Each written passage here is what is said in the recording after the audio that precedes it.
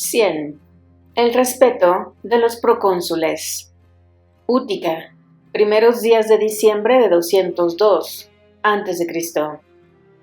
En el puerto de la conquistada Útica, Publio y Lelio supervisaban las maniobras de ataque de una nueva flota de refuerzos y suministros, mientras que mentalmente repasaban la situación en la que se encontraban. Ante aquella vasta concentración de legiones, Cartago debería ceder pronto ya a todas las peticiones de Roma, devolver los barcos apresados durante la tregua, proporcionar trigo a las tropas romanas en África para los próximos 3 meses, entregar toda su flota, excepto 10 trirremes que conservaría para tareas defensivas únicamente, liberar a todos los prisioneros de guerra y entregar a los desertores romanos para ser ajusticiados según las leyes de Roma, reconocer a Masinisa como legítimo y único rey de toda Numidia, quedando todas las ciudades y territorios de aquel país bajo su gobierno, pagar 10.000 talentos euboicos a plazos a lo largo de los próximos 50 años y presentar ante él mismo 100 rehenes cartagineses que actuarían como garantía del cumplimiento de Cartago de todas aquellas cláusulas de paz. Eran unas condiciones durísimas, implacables, que inutilizaban al Senado de Cartago para poder decidir en ningún asunto más allá de sus murallas, y que dejaban de hecho sus posesiones en África a merced de la codicia y ambición sin límites del recién instaurado rey de toda Numidia, Masinisa. ¿Crees que lo aceptarán todo tal cual?, preguntó Cayo Lelio, como si leyera los pensamientos del procónsul. Publio afirmó con la cabeza. Lo harán, Lelio. Lo aceptarán todo. No tienen ejército y su mejor general, Aníbal, dicen que se ha refugiado en su casa y que se niega a recibir a nadie. Parece que da la espalda al Senado púnico, porque considera que los actuales gobernantes de la ciudad no le apoyaron en el pasado. ¿Y tiene razón? Es muy posible, para nuestra fortuna, Lelio. Es muy posible que así haya sido. Pero eso ya es el pasado, y yo miro al futuro. Un gran triunfo en Roma. Sí, eso también, pero más allá. Publio continuaba hablando mientras miraba al mar. Paz y descanso, Lelio. Primero, tierras de labor para los veteranos de la quinta y la sexta. El Senado te las concederá sin ninguna duda. Los dioses saben que esos hombres se las han ganado. En eso confío, Lelio. Y luego, paz y descanso. Creo que a Roma ya le ha llegado el turno de disfrutar de la paz, de cerrar de una vez las puertas del templo de Jano. Llevamos 16 años de guerra ininterrumpida, eso es insostenible. Con Cartago derrotado, los galos se replegarán al norte y no se atreverán a atacarnos en mucho tiempo. Y lo mismo Filipo de Macedonia. Roma no tiene ahora ya enemigos de importancia. Podremos descansar todos un poco. ¿No te apetece descansar, Lelio?, preguntó el joven procónsul de Roma y miró hacia su oficial. Encontró a Lelio mirando hacia la izquierda, justo allí donde su esclava Netiquertia aguardaba escoltada por 2 legionarios. Publio cambió de tema y dirigió sus palabras hacia los pensamientos de su amigo. ¿Has decidido hacer ya todo lo que te sugerí? Sobre esa muchacha, me refiero. Sí, dijo Lelio con cierto tono vibrante en su voz. Ya está todo dispuesto. Es lo mejor, Lelio. Sí. ¿Aún te duele su traición? Sí. Pudo ser mucho mayor, Lelio. En conjunto, si lo piensas con frialdad, nos ha prestado servicios muy valiosos. Aún así, me traicionó. Y no puedo pensar en Netiquertia con la cabeza fría. No puedo. Me traicionó. Hasta cierto punto. En cualquier caso, este es un debate sin sentido. Lo mejor es hacer lo que hemos dispuesto. Sí. confirmó Lelio y se separó de Publio tras saludarle con una inclinación de cabeza. Publio lo vio distanciarse. Camino a donde la joven esclava esperaba las palabras de su amo, que debía anunciarle su destino. La mirada del procónsul se cruzó entonces con los hombres que se acercaban hacia él, y que a su vez se cruzaron con Lelio, ante el que se detuvieron un instante, saludaron y reemprendieron su marcha hacia el procónsul. No eran unos oficiales sin más, sino otros 2 procónsules, Lucio Cornelio Lentulo, de la misma gens Cornelia que el propio Publio, muestra del ascendente poder de sus allegados en Roma, y Cneo Octavio, un joven procónsul que ya fuera pretor hace unos años. Lentulo tenía asignado el mando de la flota que Roma acababa de enviar a África con provisiones y suministros para proporcionar a las legiones de Escipión. Ya nadie se refería a ellas como las legiones malditas. Todo lo necesario para la perfecta conclusión de sus, a la vista de todos ya, gloriosas campañas de África. Cneo Octavio, por su parte, tenía el mando de las tropas de refuerzo que debían complementar a las legiones quinta y sexta. Eran procónsules. Tenían derecho a desplazarse siempre rodeados por sus lictores preceptivos cada uno, y sin embargo, Publio los observó avanzando hacia él y su escolta, pero solos, acompañados tan solo por 4 legionarios. Levantó la vista y más atrás vio a los lictores de aquellos procónsules, aguardando en medio de los muelles. Los recién llegados promagistrados se acercaron al procónsul de África, dejando a sus lictores atrás, en señal de reconocimiento y respeto hacia la superioridad incuestionable mostrada por el que todos ya llamaban Publio Cornelio Escipión, Africanus. Publio, durante la conversación con Lelio, se había sentado sobre unos sacos de sal acumulados junto a los barcos que debían zarpar hacia Cartago para empezar el asedio final. Pero, impresionado por el gesto de sus colegas, se levantó para recibirlos en pie. «Te saludo, Publio Cornelio Escipión», dijo Lentulo deteniéndose ante él. «Te saludo, procónsul. Que los dioses te guarden por muchos años», añadió Cneo Octavio. Publio sintió con la cabeza sin decir nada más durante unos segundos. Luego se sentó de nuevo sobre los sacos. «Os saludo a los 2. Espero que hayáis tenido buena mar y que Neptuno haya sido amable durante vuestro viaje. Por favor, disculpad mi informalidad al sentarme, pero estoy un poco cansado y tengo una herida en este muslo que no deja de dolerme miserablemente», dijo llevándose la mano a la pierna donde la espada de Aníbal había rasgado su piel y sus músculos. «El procónsul está herido y debe descansar», añadió Lentulo. Cneo Octavio asintió. Ambos sabían quién era el autor de esa herida. Era un corte, del que un procónsul de Roma podía hablar con orgullo. Publio volvió su mirada al mar. Fue Octavio el que decidió entonces hablar. «¿Cómo crees que debemos conducir el ataque a Cartago, Publio Cornelio?» Nuevos procónsules, y sin embargo, en lugar de vanidad, Publio encontraba en ellos respeto, con las mismas miradas de admiración que sus propios legionarios de la quinta y la sexta le dedicaban. Solo que estos que le hablaban no eran simples soldados, sino procónsules de Roma, hombres a su nivel y ambos de mayor edad. Y no obstante, los 2 se desvivían por mostrarse cordiales y hacer patente que reconocían su mando.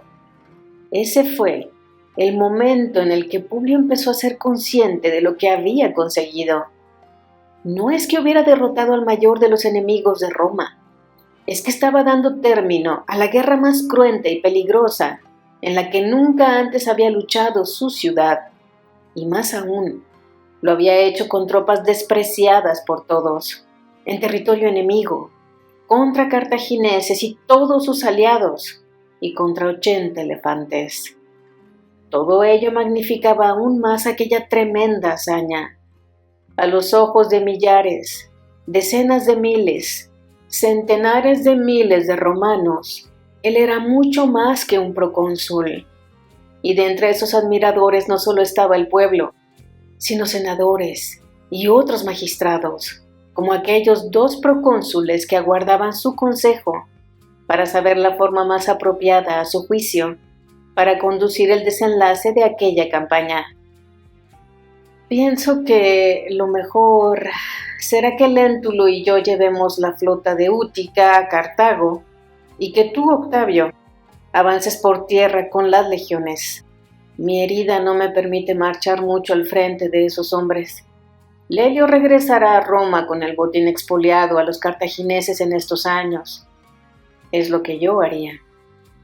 Sea, dijo Léntulo, llevándose el puño al pecho como quien acaba de recibir una orden. Y Octavio una vez más asintió sin manifestar duda alguna. Publio se levantó y puso su mano derecha en el hombro de Octavio. Te dejo unas buenas legiones, Octavio. Cuídalas, le dijo. Son buenas legiones, procónsul. A toda Roma le consta el valor de la quinta y la sexta. Bien, concluyó Publio. Eso está bien. Ahora debo marcharme a poner en orden unas cuestiones de intendencia con uno de los cuaestores. Quizá, Octavio, quieras acompañarme. Será un honor, procónsul, respondió el aludido sin ocultar su interés. Por los dioses, pues vamos allá, y dejaremos a Léntulo que supervise la preparación de la flota, apostilló Publio dirigiéndose a Léntulo, que afirmó con la cabeza un par de veces. Octavio y Publio se pusieron en marcha. El primero admirado por la cordialidad de aquel procónsul herido que era ya casi una leyenda, y el segundo cojeando levemente, pensando en que pronto Cartago cedería a todas las condiciones impuestas por Roma, pensando en que eso traería la paz a su vida, la paz a Roma, la paz al mundo entero.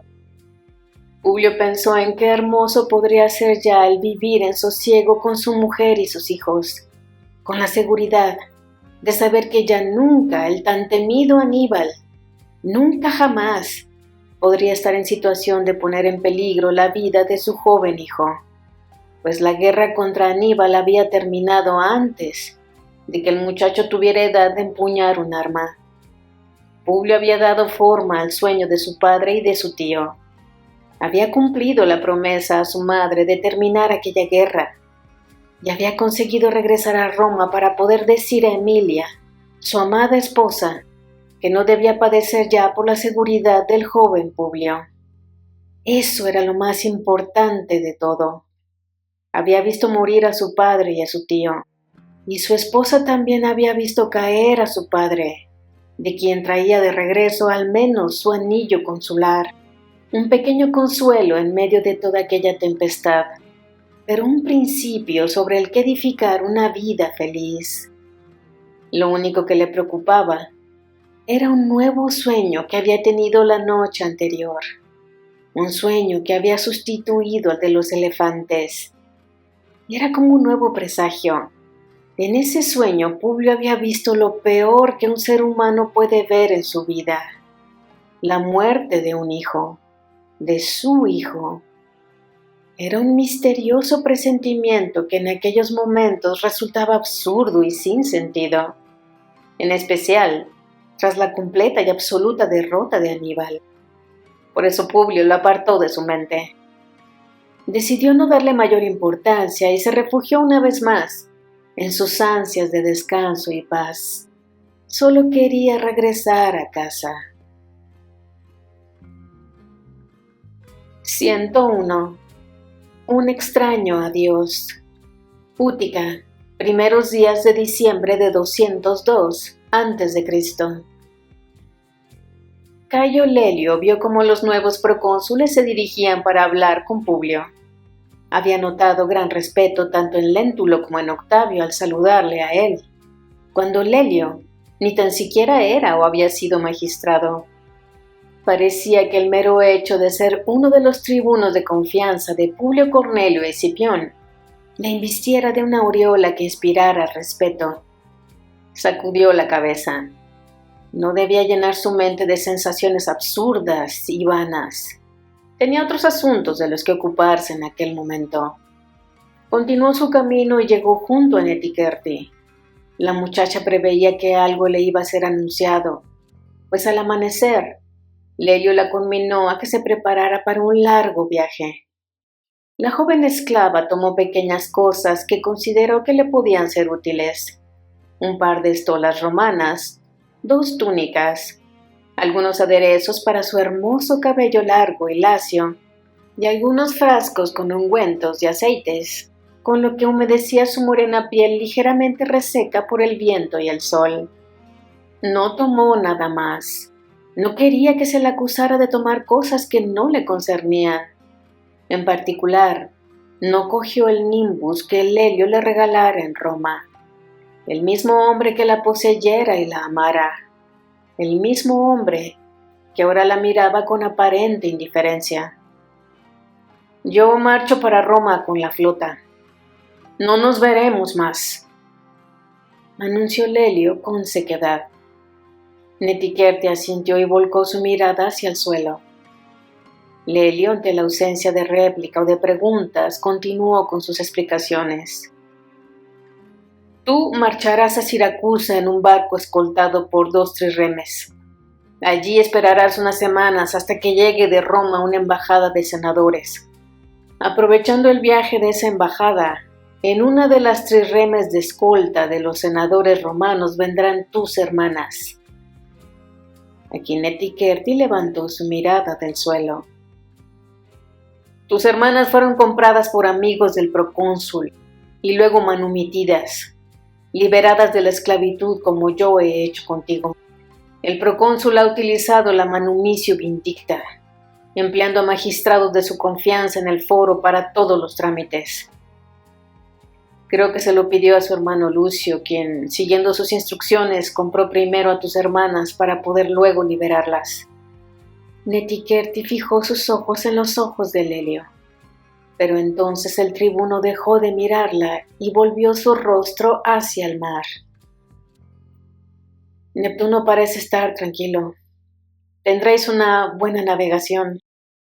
Una vez reunidas las 3, podréis marchar en una de las 3 remes que escoltan la embajada del Senado con destino a Egipto. El Senado quiere reconocer oficialmente a Ptolomeo V como legítimo monarca de tu tierra. Agatocles es el que realmente gobierna, pero como tutor del pequeño Ptolomeo V. Bueno, dejando de lado la política, lo importante es que esa embajada, con su fuerte flota militar de escolta, es la forma más segura de cruzar el mar para devolverte a tu país a salvo de nuevos ataques de piratas. Una vez allí, los oficiales de mi confianza se asegurarán de que contactéis con vuestra familia. Y eso es todo. Lelio se detuvo y pensó en volverse a mirarla. Y si lo hubiera hecho, habría visto las lágrimas que temblorosas descendían por las mejillas de la joven egipcia. Pero el tribuno se contuvo y terminó de hablar sin girarse hacia ella. Eso es todo. Me traicionaste, pero no mataste al procónsul cuando podías haberlo hecho. El general es un hombre generoso, por eso ha liberado a tus hermanas y ha organizado todo esto. Yo solo he designado un par de 2 hombres leales para que lleven a cabo sus órdenes. No tengo más que decirte. Y Cayo Lelio le dio la espalda y se marchó sin volver la mirada una sola vez hacia atrás. Solo los dioses saben cuánto le costó mantener aquella firmeza y aquel semblante rígido de fingida indiferencia. Salió de la ciudad sin saber qué calles había tomado, y como un caballo que ha perdido a su jinete en el campo de batalla, Lelio encontró el camino de regreso a su tienda en medio del gran campamento de las legiones romanas, levantado frente a las murallas de Útica. Se sentó en el lecho que durante años compartiera con la joven Netiquerti, pero sintió algo que se le clavaba bajo el muslo derecho. Rebuscó con la mano izquierda y extrajo el hermoso nimbus de oro y piedras preciosas que regalara antaño a Netiquerte. Lelio acarició la preciosa joya como quien acaricia recuerdos dulces, agriados por el tiempo y la vida. No lloró porque los guerreros no lloran, pero su corazón latía desbocado, sin control, desgarrado. Netiquerte quedó a solas con aquellos 2 soldados leales designados por Lelio, que esperaron con paciencia mientras ella lloraba de pie, mirando cómo su hasta aquel momento amo y señor desaparecía entre la multitud de legionarios que cargaban y descargaban fardos, sacos, ánforas y provisiones de todo tipo de los barcos anclados en la bahía de Útica. La insistencia del tribuno por subrayar que todo había sido organizado por el procónsul agudizaba aún más el dolor de aquel adiós extraño. Lelio había querido dejar claro que su despecho y rencor eran tan grandes hacia ella que si por él fuera, nada de todo aquello habría tenido lugar. Lelio había sido quien la había salvado de los ultrajes de la humillante esclavitud al servicio del viejo Fabio Máximo. Lelio había sido el único hombre que la había cuidado y protegido, y al mismo tiempo fue el mismo hombre al que tuvo que traicionar tan a fondo como su alma le permitió. Ahora estaba todo ya perdido con él. Estaba feliz por la liberación de sus hermanas y la esperanza de poder reencontrarse pronto con ellas. La acompañó mientras la conducían al barco que la transportaría a Siracusa. La nave soltó amarras y zarpó para dar así comienzo a una nueva etapa de su vida, sin ver más al único hombre a quien había amado más allá incluso de lo que amaba a sus propias hermanas. Tanto Lelio como el procónsul pensaban que no utilizó el cuchillo cuando tuvo ocasión en Cartago Nova por ser incapaz de matar con frialdad, por el significado de su nombre. Pero no fue por eso. No fue por eso. Al menos, no solo por eso. Fue por Lelio, por el amor que sentía por Cayo Lelio, por lo que no pudo cortar la garganta del general. No podía matar al mejor amigo del hombre al que amaba. Y así, pese a arriesgar la propia vida de sus hermanas, pese a haberla sacrificado en aquel momento de duda, pese a ese sacrificio sublime, el corazón de Cayo Lelio estaba perdido para siempre. La nave surcaba el mar con suavidad y el puerto de Útica se empequeñecía en la distancia, hasta que al final solo se adivinaba una línea gris en el horizonte.